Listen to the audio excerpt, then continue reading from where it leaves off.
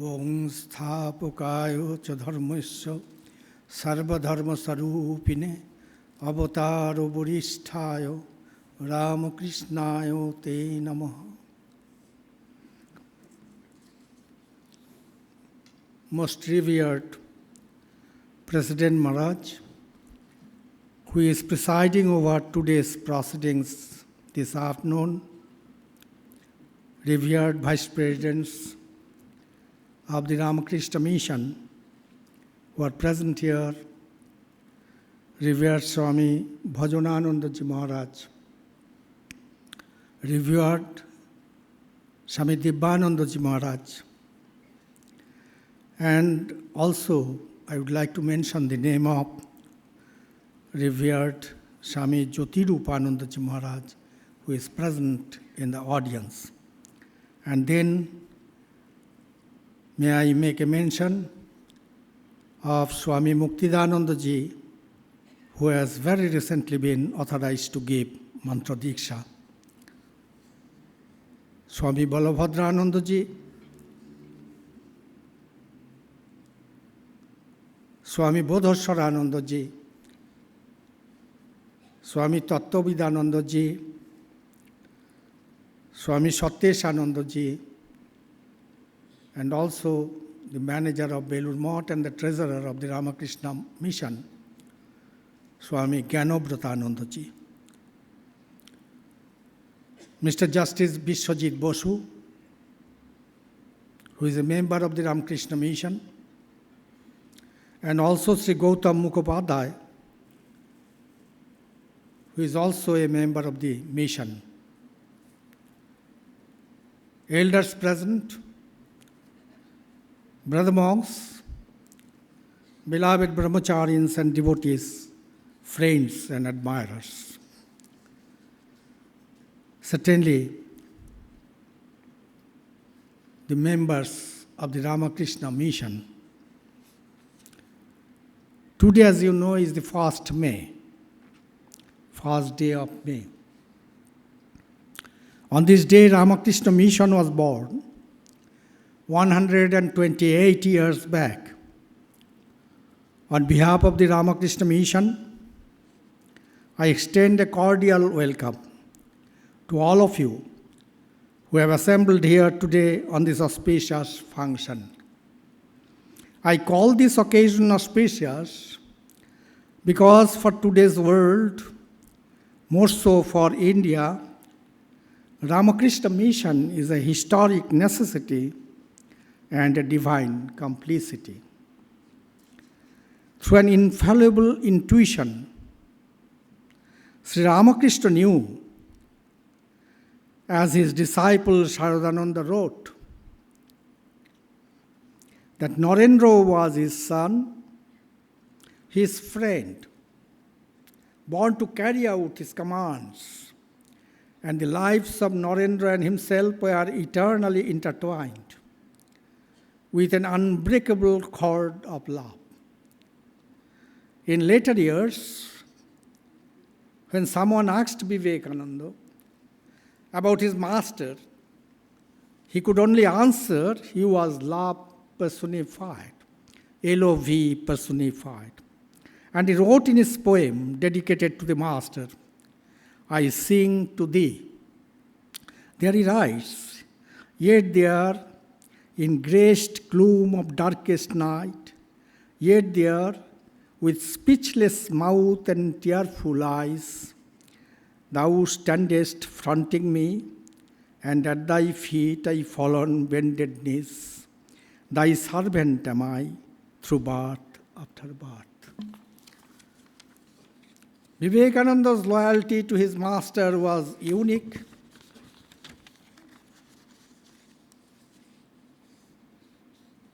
Such words as devotion and loyalty acquired new significance.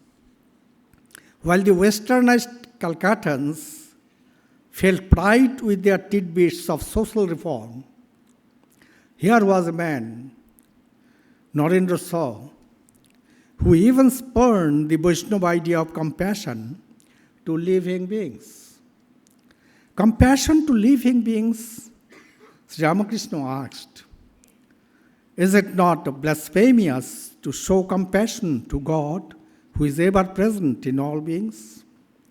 Sri Ramakrishna reminded the devotees that the new idea of service must be Shiva Gyane Jiva Seva, the conscious worship of God, of Shiva in all humanity. Narendra heard the message and understood that this was the message for humanity today and for the coming age, when men and women, as a result of materialistic culture, would be treated and exploited as merely sensory realities for physical enjoyments and comfort.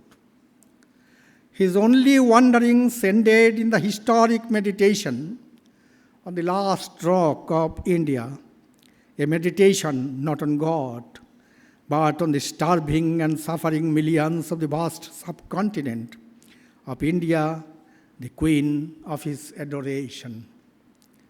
At the height of his world fame, he would roll on the ground all night, leaving a cozy bed and shedding tears for them. It is for them that he was born. To a Westerner seeking religion, he would say, "Madam, I am not teaching religion. I am selling my brain to help my people." Whether in East or West, he drifted alone with God, sometimes without a single penny, floating entirely on the mercy of the Lord. He had no fear of anything under the sun. Once, after the Parliament of Religions, Swamiji stood one moonlit evening on the shore of Lake Michigan.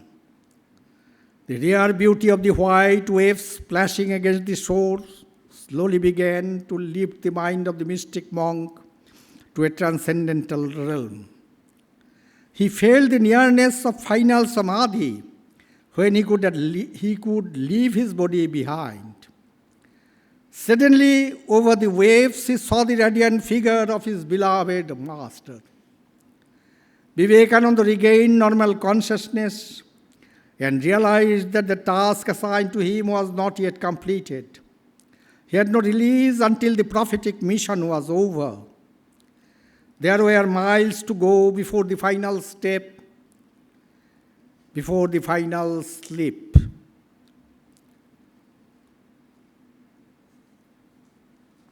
Sri Ramakrishna once prophesied that the day Narendra would come in contact with human suffering, his pride would melt into infinite compassion.